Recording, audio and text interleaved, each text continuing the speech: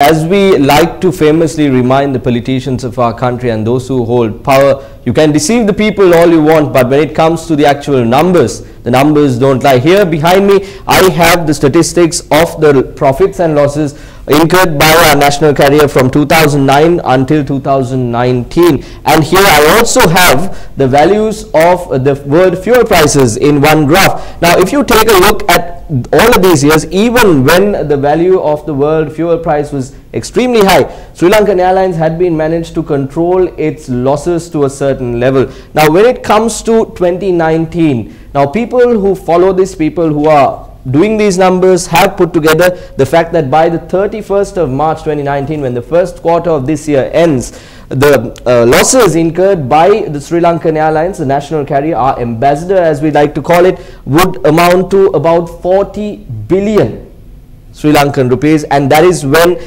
at a time when the fuel prices, the world oil prices have actually gone down, and it's actually rising slightly. It is, when you compare it with these prices that you see here, it is actually less when it's compared to these values, but the loss has increased to 40 billion rupees. Now, experts, as I said, those who are doing these numbers, those who closely monitor the situation when it comes to the national carrier, have expressed their opinion to say that by the end of the first quarter, when things move forward, this value will go up by another 10 billion. That will end up at 50 billion Sri Lankan rupees. The loss of our national carrier will reach 50 billion if things continue in this matter. Now, if you just take a look at this graph that we see here for the past 10 years, if it reaches 50 billion in the next few months, that will be the highest loss that has been incurred by the national carrier for the past, at least for the past 10 years. Now, let me take you through a bit further. Now, we know that several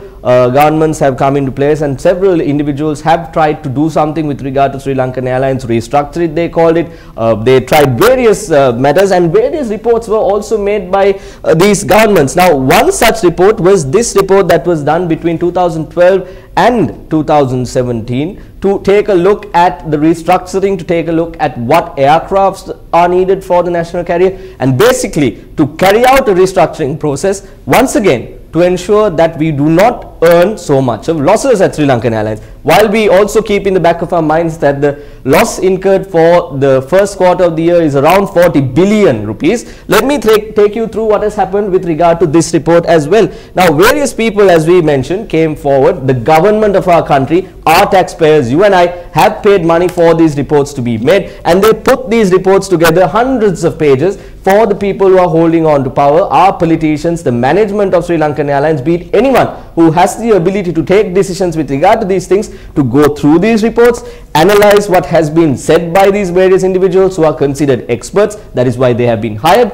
and to take decisions based on these reports actually done by people who know what they are doing. These documents are taken, extracts from such a report that has been published.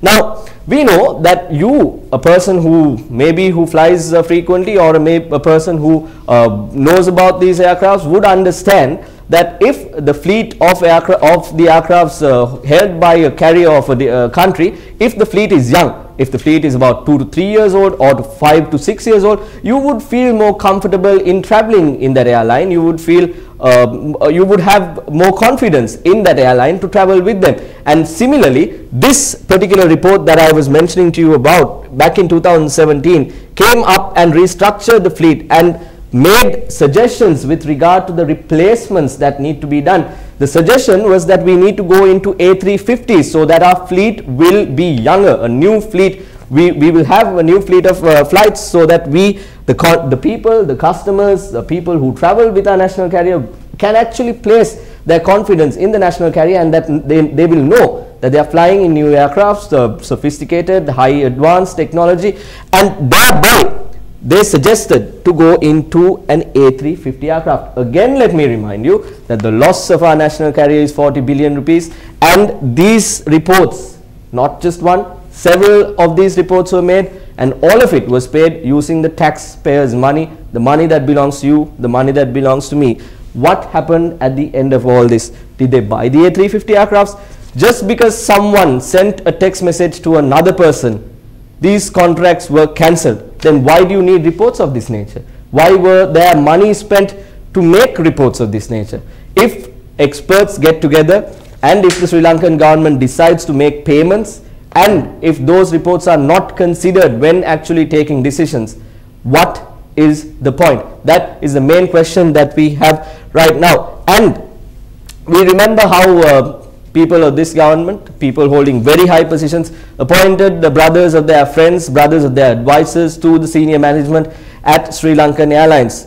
With carrying out their activities, by carrying out their activities in this manner, by not heeding to reports that have been published, by not looking at the losses that is incurred by the national carrier, are they trying to shut down the national carrier of our country? That is the question that I posed to you today.